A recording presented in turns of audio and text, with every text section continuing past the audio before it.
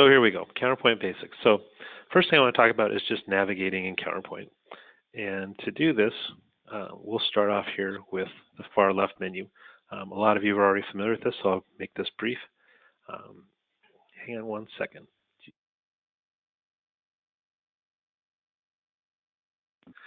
All right, so let's talk about the navigation. So here we go, and you have your main categories. Under any one of these, I just like to point out that, for example, if I go to inventory, you'll see a list of choices here. There are three choices that show up under each one of these, and you always see views, reports, utilities.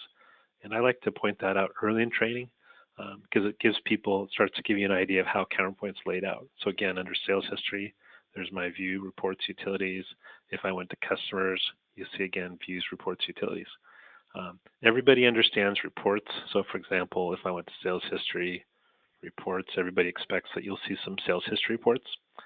There is something called views, and we'll probably get into a little more detail on this on a separate training class, but just to show you an example of a view, you can go view ticket history. And I'm just going to pick up a random ticket here.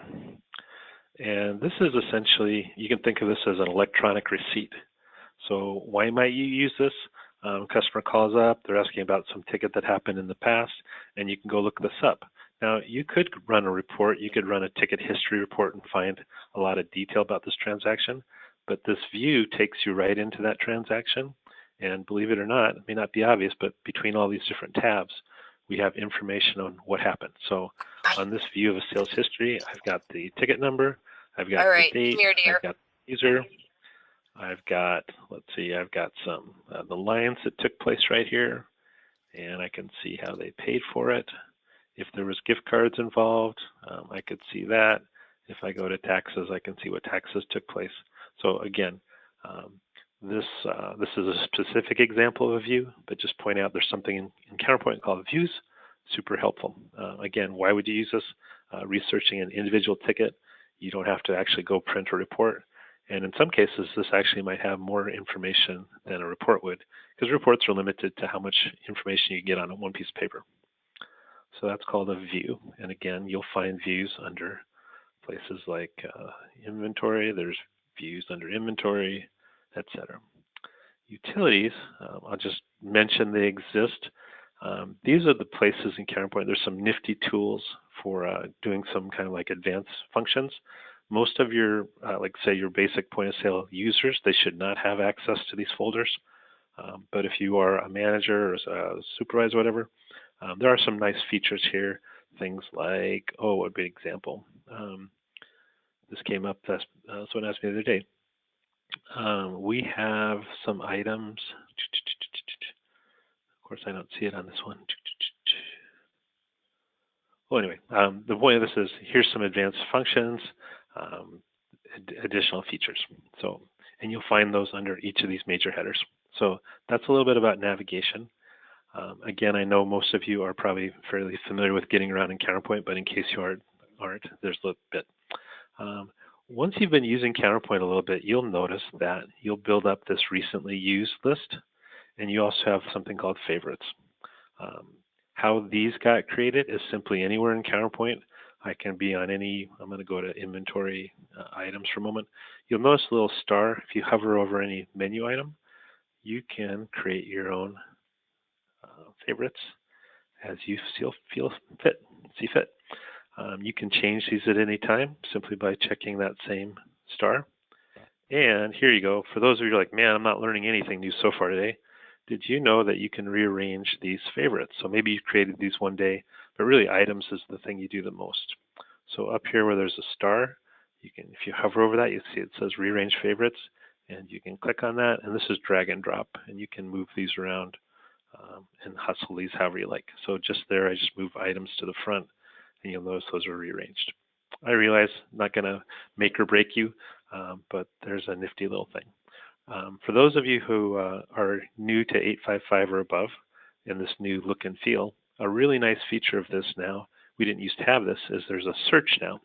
So in the past, if I needed to find, say, an inventory valuation report, the only way I was going to find that is if I knew that that report was under inventory, and I go to reports, and I would need to know that it was called valuation to be able to find it. Here it is. With 855 and above, there's this nifty menu feature that allows me to search. So I'm going to click on that, and you'll notice here I'm just going to start typing all or part of a description. And in this case, there's actually 2 valuation reports in Counterpoint. Nice thing about this is you can see here it shows me the path to where those reports are. And if I actually just click on it, it'll take me right in. So that's a nice feature. And for those of you who might have just recently come to 855 or above, really nice feature for navigating. All right, that's enough about navigation for the moment. And what I'd like to do now is we're going to go over to inventory items. And the reason why I go to this is that this form has a number of icons that are used all throughout Counterpoint. So even though you might not be the person that ever adds an item in Counterpoint, you may never be the person that edits or creates items, but we're going to use this form because it's a good example, and if you learn about these icons, maybe you're not the item person, but other places in Counterpoint, these will come in handy. So here we go. First thing I'd like to show is we come into this form, and let's look at some choices here. So most common thing you might do if you came into this form is you want to go edit or deal with an item. And to do that, you'll notice there's a lookup. There's a lookup up here. There's a lookup here. They both do the same thing. So I'm going to click on this, and this is a quick way to pulling up an item. Now, hopefully most of you know about this thing called keyword search. Super helpful in Counterpoint. I can start typing all or part of a description, and you'll notice very quickly I get to a list of items. And I picked one that was, let me pick another one that I'll get a few more hits. So you'll notice I haven't typed the full description yet, but I start getting a list of items. Okay. And by the way, I should mention, in our group of people today, for LPA, we have a large kind of range of types of customers or industries that we serve. And we have a number of folks on the call today who are from liquor stores. We have a number of people from garden centers or lawn and garden centers. We have some gift store people. So I was going through my mind, it's like, what item do I use for an example that is unique or is common to everybody? And guess what? Just about everybody sells magnets. So rather than me using a bottle of wine today and all the lawn and garden people saying, why is he doing a bottle of wine? Or I could do a package of Miracle Grow and my liquor store people, what on earth? So we'll do magnets, okay? Is everybody? I'm hoping everybody's okay with magnets. So here we go. So in this case, I clicked on my lookup, and here we go. So what else might you do in here? There are forward-backward buttons. That's these icons here. By the way, you might have noticed in the background that my test company happens to be a golf store. That's why there's a bunch of golf clubs, but you get the idea. And let's say if you've been editing an item, let's say I made some changes right here. There's this icon here, which if you hover over any of these, they'll tell you what they are. And in this case, it says escape. If I've been making changes and I click that, Counterpoint will offer me, do you want to change or cancel your edits? And so I could say yes to that, and then I'm back to not having edited the item. If I'm on an item and I click that again, then I actually exit. And if I click that again right now, I'd leave the form. So one button does different things. I'm going to go back to my magnet and talk through a few more of these icons. Sometimes people ask me, why is there a plus sign? Well, when you first came into this form, you're actually already in insert mode, believe it or not. You can click auto assign if I was going to create a brand new item, and once I click that, I'm going down the path of creating a new item. If my Counterpoint is set up to allow it, I could type in some item number that doesn't already exist, such as, I'm just going to make one up here. I could type in something that doesn't exist. You'll notice I don't get any big red flags. About the only hint that I get is right here where it says enter item description. That's a clue that you are on your way towards creating a new item. If you didn't mean to do that, then you might want to check your item number and try again. The reason why there is that plus symbol is that if I'm already on an item, so for example, if I'm already on my magnet, plus is how I just get to going on and adding my next item. So that's what that is. Let's go back in here. Sometimes people ask me about the lock. It used to be golden, and no matter if I try to skip over that, people have said, what's the lock for? So there are a few fields in Counterpoint that are blocked. However, you can have access if you have the right permissions and you know about this lock. So for example, on this page, there's a field called stocking unit. And right now it seems like you can't change that. But if I click on this, you'll notice that that now is opened up. Now this doesn't apply to all fields. There are some things in Counterpoint that are just locked and are going to stay locked. For example, last cost. Counterpoint's in charge of maintaining that. But that's what this is for. A really common use of this one is especially in meat shops, places that have items that are weighed. You might create an item and later on you're like, how come I can only ring this up as 1 pound, 2 pounds, 3 pounds? It's because of this quantity decimal field. And so when you first create the item, you have access to this field. Once you hit save, it's grayed out. But that's not the end of the story. If you know about the magic lock, you can come in and after the fact you can change that. And just clicking that changes it back. So that's the lock. Now, this next feature I want to show you, I'm always surprised. I've worked with people who've been on Counterpoint, say, a year or two, and they don't know about this next deal. So far, as we've been looking at items, we've just been looking at one item at a time. There is this feature in Counterpoint. It looks like a little grid, like an Excel grid.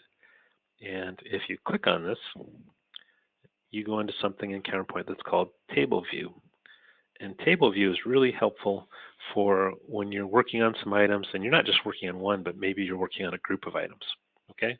So you can see now, instead of just looking at one item at a time, I can see a list. I've got my item, my description, and some other fields. All right? Now, this by itself is pretty cool, but it wouldn't be very handy unless I could narrow down this list a little bit. So right here, there is a feature in Counterpoint. It's called a filter. It's supposed to look like a little funnel. And I'm going to click on that. And what that brings up is a chance for me to narrow this down a bit. Okay? So right now, instead of looking at the world, I can pick and choose what I want to see. So I could say description contains, let's say, Adam. And so now, instead of looking at the world, I've got a shorter list. And this might be handy. Maybe I came in here because I wanted to fix the description for these items, or maybe I wanted to make some price changes. And it's kind of nice to see them all side by side so I could do that. Or maybe I'm cleaning up my categories or subcategories or something like that. So this is very helpful.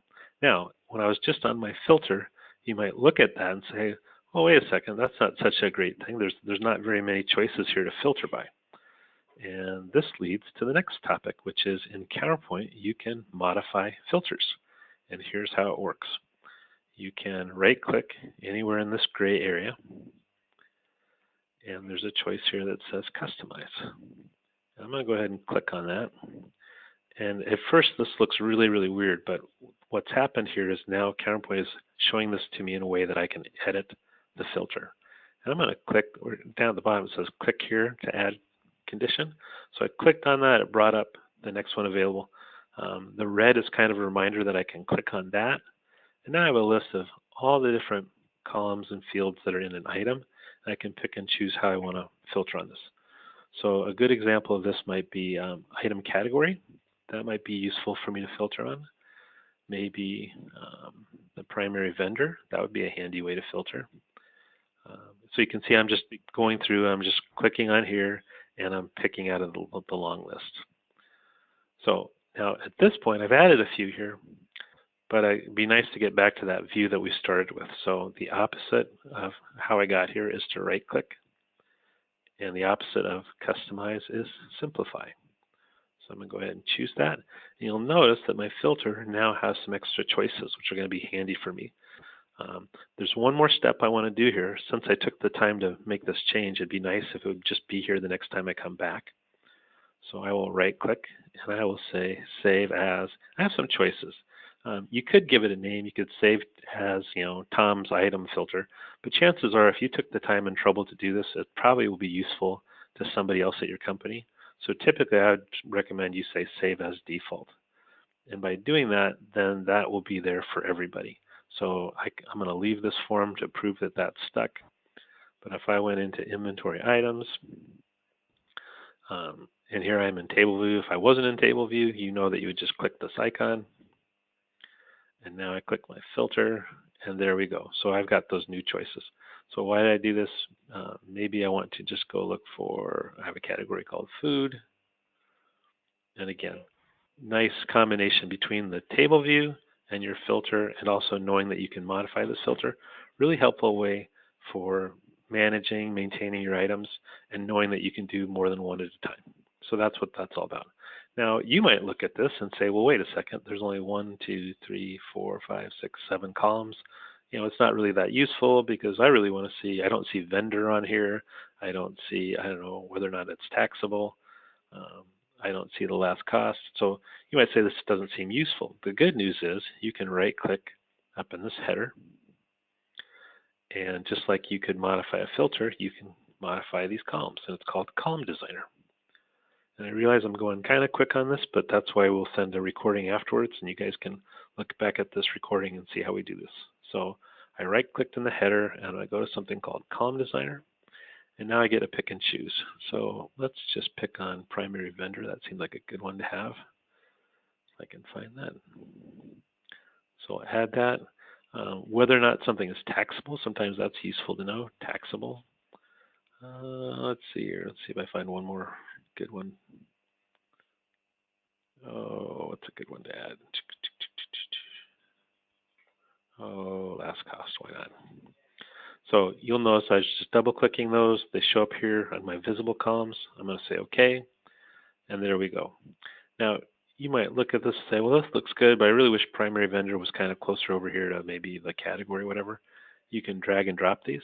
So I'm going to just click on that and slide that guy over. You can make fields wider. Sometimes you might go in here and all your columns look like this. You're like, that's terrible. You can click on these, stretch them out. And once you've made your changes, once you have something dialed in, and maybe I changed my mind on last cost, I don't really need that. I can right click on that, say hide column. Once you have this dialed in the way you like, then you can right click in this top and say save as. And I'm just going to do, again, save as default. If it was worth it to me, I can do this for everybody. There's a few examples. I don't know if we have any folks from Patina on the call today. Patina has a number of buyers, and they like their own ways of looking at items. So you might, if you're on their company, you'd see there's Sue's filters and there's Kathy's filters. So different folks can have their different layout if they want. So I'm going to go back one step. Just a reminder how we got here. We were in inventory items. I clicked on this icon called table view. When we're in table view, we can use a filter to help limit how much we're looking at. I'm going to take off my filter, maybe try a different filter. Do this by vendor. And then when I'm in table view, I get to pick and choose what columns I want to see. I'm not limited to this. I notice I don't have the vendor's item number. I'm going to right click on this, go to column designer, and let me see if I can find vendor item number. That would be handy. There it is. So I'm just going to get that over here, say OK, maybe drag it over so it's a little bit closer to my vendor. So that's the idea behind that. And again, I'm going to save that so it's there for the next time I come in.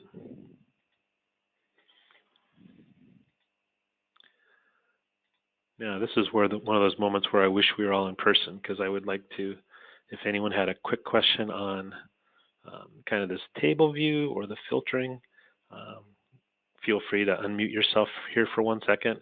If you have a quick question on what we just covered, please let me know.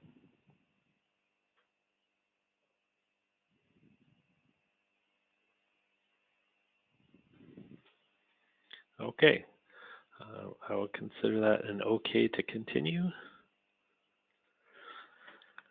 All right, next up, let's talk a little bit about ways of making your life easier. Hopefully, being able to look at and modify multiple items at a time is useful. I didn't do a real example, but I'll just show you right now.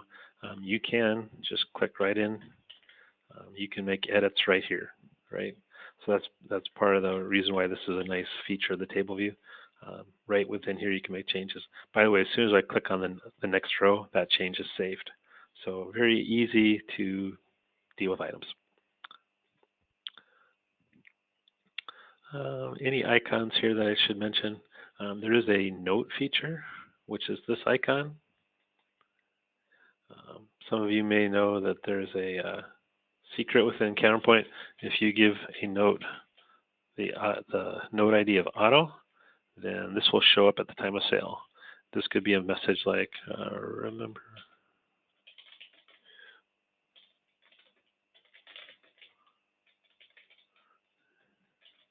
or whatever. So if you do that, if you use that special word auto, that note will actually pop at the time that you sell this. And if you want to, you can make this bigger. You can use colors. You can go crazy. And this note, if you sell this item, it actually pop at the time of the sale. Okay. Those of you who work with items, you probably know that right from here, you can click on this icon that looks kind of like a barcode, and this will bring you straight to your ability to print labels. I won't go into depth on this. You probably already know how to do this, but that's a shortcut for printing labels. If you just have to maybe print a couple labels for a couple items, you could come in, pick out the items individually, and print from here. All right. What I'd like to do, part of what was advertised or promised today is ways to save you time. So if you don't know about the following, let's say you're creating a brand new item, and you might be in the habit now that you click auto assign and you go fill in some description, blah, blah, blah, blah, blah, and you put in your price and your starting costs and pick your vendor and a barcode. And that's a perfectly fine way to do this. If you don't know, there is a built-in feature in Counterpoint that allows you to copy from an existing item. And in retail, it's pretty common that we are creating an item and it's pretty similar to something you already carry. Maybe it's similar in terms of what it is. Maybe it's similar because it's from the same vendor or whatever. So starting point is I'm hitting auto assign for creating a new item. And if you haven't used this before, I encourage you to try it out soon. Here's this field that says copy from item number. You can click right there. You can look it up. I'm going to copy my nifty magnet. I've got my 2021 magnet. And maybe I'm already getting ready for next year. And the only thing I had to do was change the description to 2022. Maybe the price for next year is a little more expensive. Maybe the cost is slightly different, etc. But if I was good in choosing my item that I'm copying from, hopefully, perhaps my category is already correct. Maybe my vendor is already correct, and I'm just filling in a few of the gaps, right? Probably a different barcode typically, right? Different vendor's item number. But hopefully that could save you a few clicks, right? And that's always the goal, is if you can go from, 12 clicks to create an item down to 4, that's a plus. I'll just save that. And again, how we got there, we were just going down the road of creating a new item by starting by hitting auto assign. And then I just used my lookup to go pick an existing item.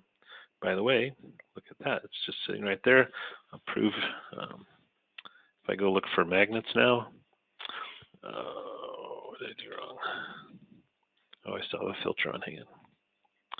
So I forgot to mention earlier, when we were in our table view is nifty because you can see this filter. That filter still applies even if I'm in record view.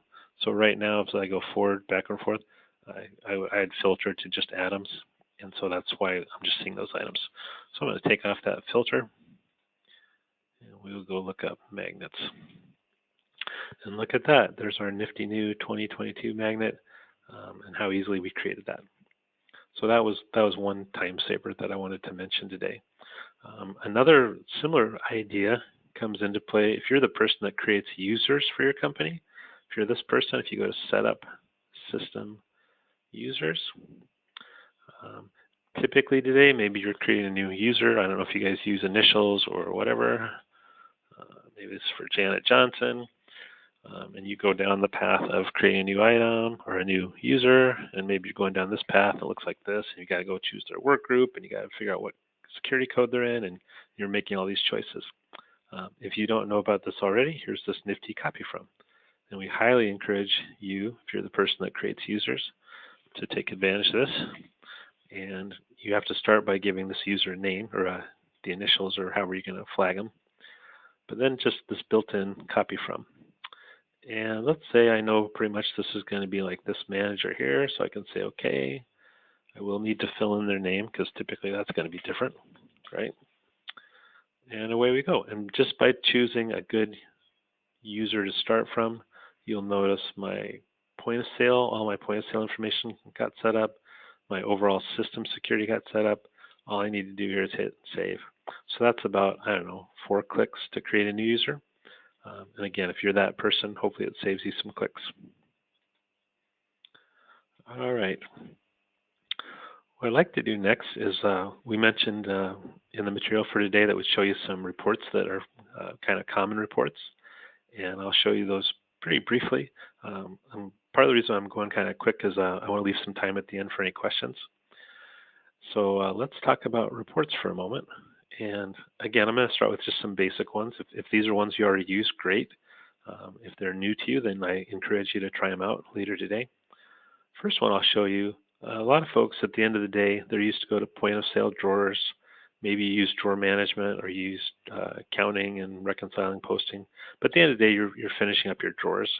A lot of folks are familiar with the drawer reading report, which if I ran this anytime during the day, I would get a list of what's going on. And I don't know if I have any data here. Let me see if I have any data.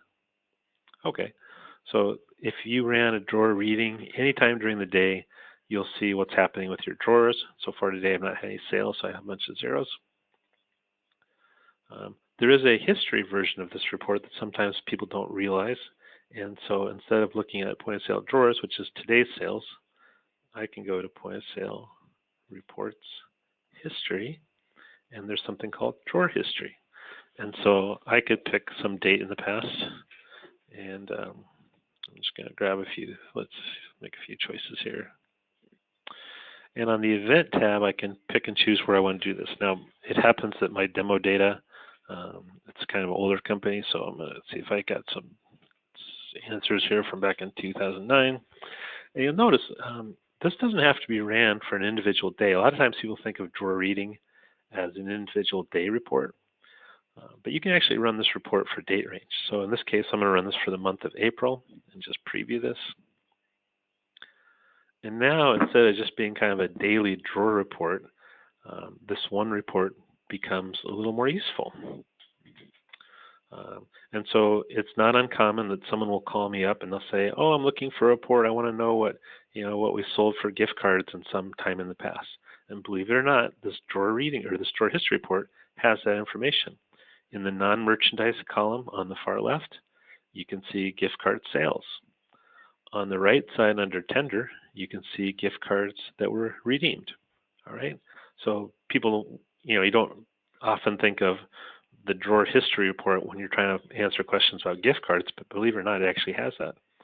You'll notice this shows other things. It shows taxes. It has a breakout of your pay codes. And you can see some overall sales information. So again, a lot of people think of this report as a day-to-day report, which is very useful. But it also can be used for aggregating data and looking at entire months or even for an entire year. And that report was the drawer history. Another report that people sometimes overlook is under sales history, reports, and it's called flash sales. And I'm just going to run this for a big date range. Again, I'm going to do January or February of just as my example. And I'll do this for all stores.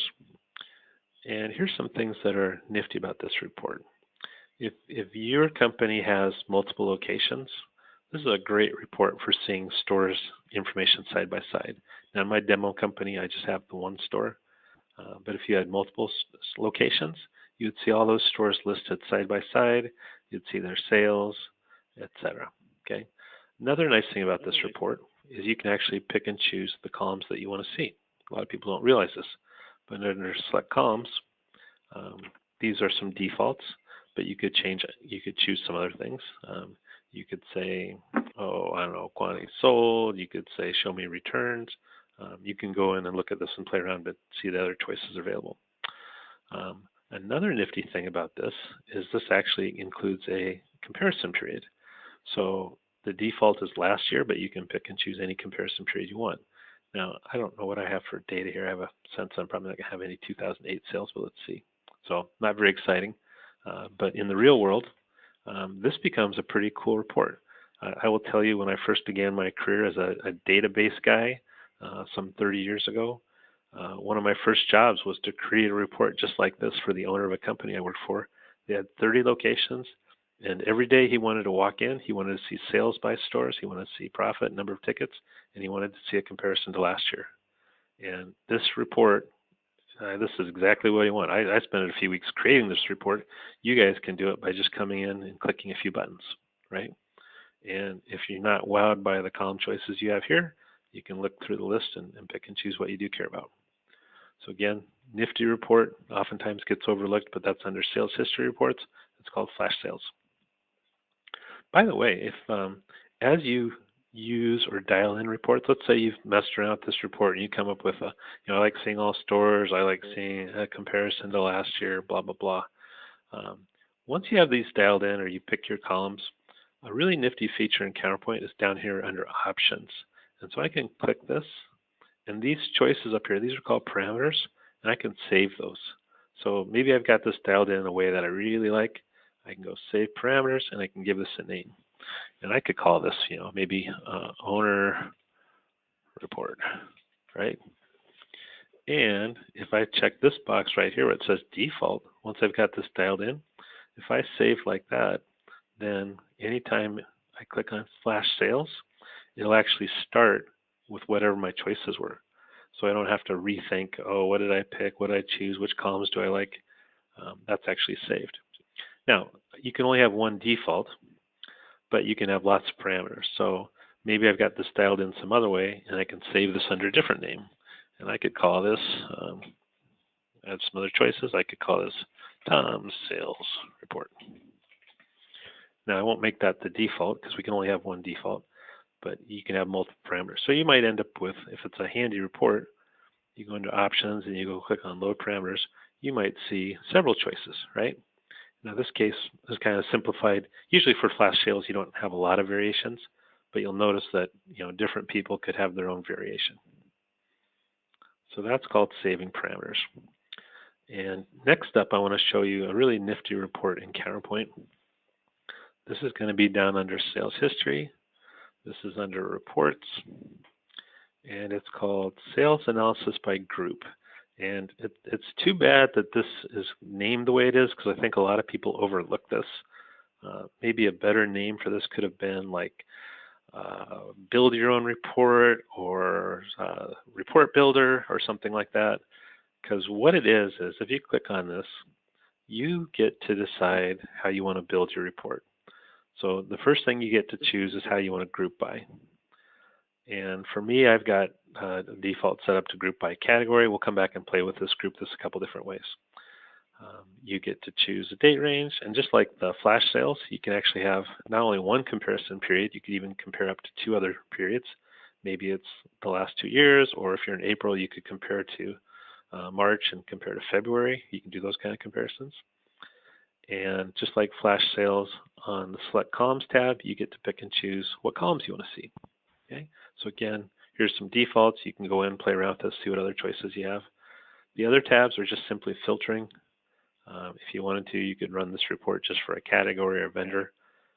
But anyway, the point of this is you get to build a report. So I'm going to go ahead and just preview this. I had this set up as a group by category report for a date range in the past. I'm going to preview this so you can just see. And just like that, we built or created our own sales history report. So you can see here it's grouped by category, and we have some columns, but we got to choose these columns. So right now I'm showing quantity sold, sales, profit dollars per percent, average ticket, blah, blah, blah. And where did the pie chart come from? Because it's always fun to throw on a pie chart and press the boss, right? That's just simply a checkbox. So if you know to check that, then all of a sudden your report gets to have a pie chart. Okay. Now this was by category, but let me show you some of the other ways we could group this. Instead of being a category report, I might come down here and choose to say, You can see there's lots of choices. You can come in and look at these and see what choices you have available. I'm going to say by primary vendor. Okay. The other choices are just fine. My columns are just fine. And I will group this. And now instead of being a sales by category report, just like that, I'll make this a little bigger. Just like that, this is now a sales by vendor report. So pretty cool. I left my pie chart on, pretty nifty. But those are just two examples. If you play with this a little bit, you might discover that there's some other things in here. See if I can find a nifty one for you. You can group by customer zip code. Let's see, hour. Here's one. You can group by hour of the day, right? You might have been asked before, I need a report that shows sales by hour, blah, blah, blah. So if I preview this now becomes a sales history by the day. So this is kind of generic. It was for an entire month. You might want to run this just for a week or for specific days. But you can see now all of a sudden, this one report that started out as a category report, then we turned it into a vendor report. Well, now it's a sales by hour, right? Pretty cool. And you can see that in my company, what is that, 3 o'clock? 3 o'clock, 4 o'clock, those times of the day, even 2 o'clock, that's where we really peak, right? So nifty report, right? Show that to your boss. Get some street creds, right? So how do we do that? That was sales analysis by group, and we chose to group by hour. I'll show you one more iteration of this just because I noticed it here. Month, day. This is kind of cool. I'm going to run this for this month here. Say preview. I'm going to take off my pie chart. This is one of the few places I know of in all of Counterpoint where you can see I did a sales report, and because I said group by month, day, you'll notice I've got days of the month going down the page. So you can see trends. Sometimes people say, well, I want to see trends. I want to see how things are happening over the course of the month. So here's a report where just because of how we grouped it, now all of a sudden it becomes you can run this for a month and you can see that trending of what's happening. All right. I could spend hours on just this report, which is what we'll do probably either next quarter or the quarter after. We'll do a reporting class, and we'll go into more depth on this. So that's a nifty report. I'll show you. A lot of people, I've been surprised, don't know under inventory reports there is a valuation report. Believe it or not. If I just preview this shows you your quantity on hands. If I go to the very last page. If somebody bugged you and said, we need to know, what's our valuation today? Inventory valuation report. Go to the last page. It'll have your total quantity on hand. You can have your cost based either on average cost or on last cost, and then you can have a retail value. So I'm sometimes surprised people don't know about this. This is always today's information. If you need to get to a date in the past, that's why there's one called historical valuation. And if I pop in here, you'll notice I get to choose how I want to run this report, whether by category or by individual items. And I get to pick the date, right? So I could say, pick some date in the past. I could say as of, let's see, till December 31st, that's a pretty popular date. I could say as of 12/31/2020, what was my valuation? What Counterpoint does on this report, in case you're curious, it always starts from what's your value today, and it works backwards. It goes through all your transactions, your sales, your receiving, your adjustments, and it just works backwards to get to the date. So if you were supposed to have run your valuation report on New Year's Eve and you forgot, you can run this in the future and still get back to 12/31. So that was valuation. So I think I'm up to 4 reports, and we promised 5. So here's number 5. Under inventory, I'm going to go to reports, and I'll show you there's one here called merchandise analysis. Now you can tell that there's dozens and dozens of inventory reports. The reason why I point out merchandise analysis, this is very similar to the sales by group report. In fact, it kind of has that same look and feel. And you get to build your own report. So this again is maybe a better name for this might have been inventory report builder or something like that. So you can come in, I'll just do a very quick example. I'll say let's group by item. Within the item I can group by, let's say, maybe category. That's just going to how it sorts it. Let's see here. I get to pick and choose my columns. I'm going to take a few off here just to make the report a little cleaner. And let's just preview that. Let's see here, go back a little bit.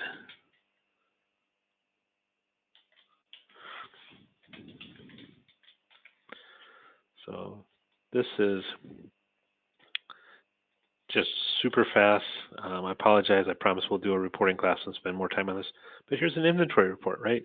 Inventory, in this case, I showed things like quantity sold, but typically on an inventory report, the kind of things you might care about or you might be curious about what you sold, but you might, a very common thing in inventory reports is your quantity on hand, right? So let me go include that. We'll preview that. So this becomes a pretty cool report because now not only can you see for items what's sold, but you can see what's my current quantity on hand. And nice on this report, I can see it at an item level, but I can group it by category. So again, my apologies.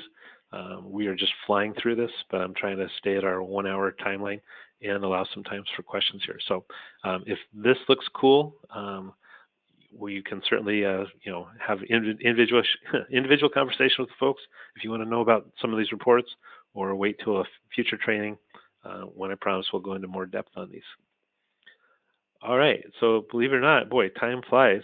We are already at 9:48, and I hit the high points of what I intended to cover today for your counterpoint survival skills. I realize it was pretty quick, fast, and furious, but we will send a recording out to everybody, or a link to the recording. So if any of this was really cool and you're like, wait a second, what did he do or what did he click? Please check out the recording and you can see that. So we do have a little bit of time here, and I'm going to the chat window, or if you're brave and you want to turn on your microphone, we will entertain some questions here. The call does have a hard cutoff at 10. My apologies, we have the same GoToMeetings being used for a presentation right after us. So, but if someone has a question, please chime in. We've got a few minutes and happy to take some questions.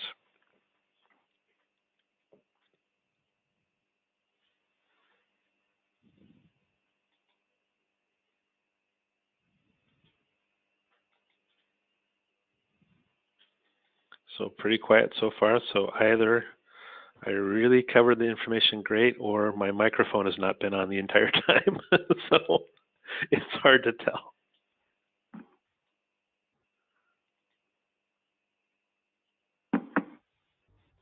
Okay, I think I see some chat questions coming in. Okay, so I had some questions here. I'm going to start with Dan. This question comes up quite a lot. Easiest way to change last cost, and I could spend probably, I don't know, half an hour on just this topic, so bear with me. I'll try to be brief. And Dan, if I don't answer your question, shoot me an email and I can give you more detail. Here's the deal. Everybody in inventory items notices this field where it says last cost. Let me find a better example item. And once in a while, something gets received at the wrong cost, and somebody, just every time they come into this item, they see that cost right there, and it just drives them crazy. So here's the thing. Counterpoint, the very, very first time you create an item, you get to fill that in, right? That's like your starting cost. From then on, Counterpoint considers its job to keep track of last cost, and that's based off the last time you received it, okay? Now, a lot of times when people are asking this, what they really are trying to get to is down here under vendor item. And I'll pull up the vendor for this. So here's this vendor, Jared or whatever. And here on the purchasing tab, here's the unit cost. So maybe it was received incorrectly in the past, but I could come and I could change this. The next time I throw this on a purchase request, it'll have the right cost. So a lot of times when people ask this question, what they really are curious about is how do you get here, right? If that doesn't do it for you, and sometimes people are like, nope, that's not what I want. I really want this to change. If it's really driving you nuts, one option is you can use inventory adjustments. You can adjust this item down to 0, right? If you're familiar with inventory adjustments, hopefully that makes some sense. So I'd adjust these out and bring them down to 0. And then I can go into a receiver, and in this case, I'd receive 129, and I'd receive them at the correct cost. And once I do that and post that receiver, that will clean this up. If I was down here under my inventory records, and I've got a whole bunch of locations here. Let me just pick one. That would clean up these costs here too. So that's kind of my shortcut answer. That's really brief. If we had, if it was just you and I, Dan, on the call, I'd actually go through the example, which I'm happy to do. If you want to schedule time later this week, happy to do that with you. But since I got other folks here with questions, that's the high level of how you change the last cost. And people do ask that. That's a really common question. I have a question here. Can you touch briefly on inventory reporting and adjusting? All right. So just very briefly, for folks who maybe not have done this before, under inventory, there is an area called adjustments. And when you get here, you'll notice the first choice says enter. And this is where you can begin an adjustment. So typically for an adjustment, you need some item. And let me pick on my magnets. And when you're on this form, this is common in Counterpoint. You'll notice that I've got this information at the top. I can see down the bottom, there's fields I want to get to, right? Like that's exactly what I want to do. I want to put in quantity. Why can't I get down there?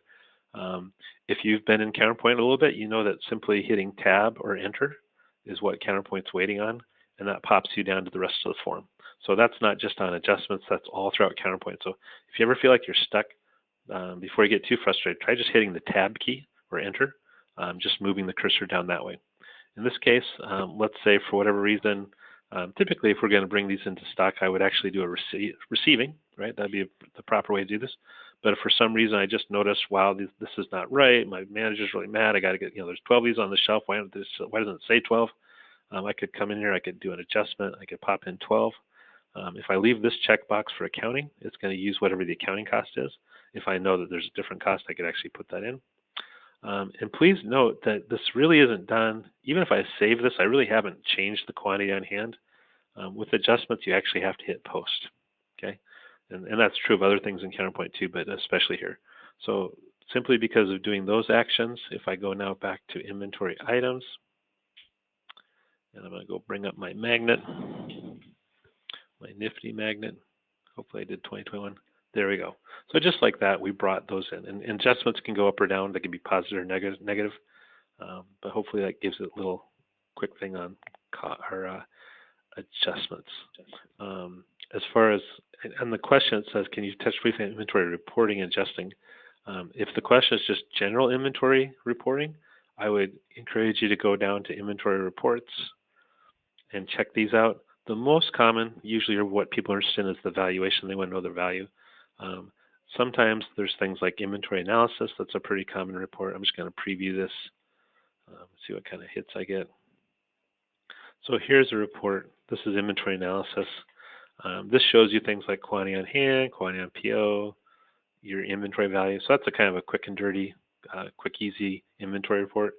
But again, if you're really feeling up to it, can go in and play around with merchandise analysis. We play with this a little bit. And you get to pick and choose whatever columns you want, including sales history. So this is one of the few reports in Counterpoint where you can show side by side what did I sell compared to what I have on hand, which if you're the buyer, that's kind of good information to know, right? Pretty cool. All right, I realize those were really fast answers. I'm going to wrap up today simply by saying thank you to everybody for joining in today. As I said at the very beginning, today's purpose was really just a high-level kind of Counterpoint survival skills, and hopefully you learned something, at least a couple little bits and pieces here that are new for you. And again, we'll have a follow-up training in quarter 2. We're still deciding what that topic will be, but very good chance it'll be reporting, either reporting or purchasing. We're going to decide that soon. And if we touched on something today and you're like, man, I really need to know that, and I'm not going to wait 3 months to get the answer, by all means, hopefully you all know how to get a hold of us via support. You can email us at support@lparetail.com. Of course, if it's an emergency, you can call into our support line. We're very happy to help, and that's why we're here. So again, this is the nature of 1-hour trainings. I could go on for 2 hours on some of these topics. But the goal today was just to get out some basics, and hopefully we hit on something that's useful. If we just scratch the surface and you really want to know more and you don't want to wait, by all means reach out to us. We're happy we can schedule individual trainings. A lot of you have something with us that's called Counterpoint Fixed Fee, and you realize with your Counterpoint Fixed Fee, that includes a few hours of training each year. And so if we scratch the surface and you're ready for more, please reach out to us. Be very happy to schedule some follow-up calls and get your questions answered. So thank you, Nuti, for posting this on the chat window for further help. Oh, I did not know my boss was listening in. Wow. Thank you, Tim, for the compliments. And we're right at 10. So I've got to cut it off because someone else is waiting for this GoToMeeting. But thank you all. Please email us if you have any questions, and we'll talk to you at the next training.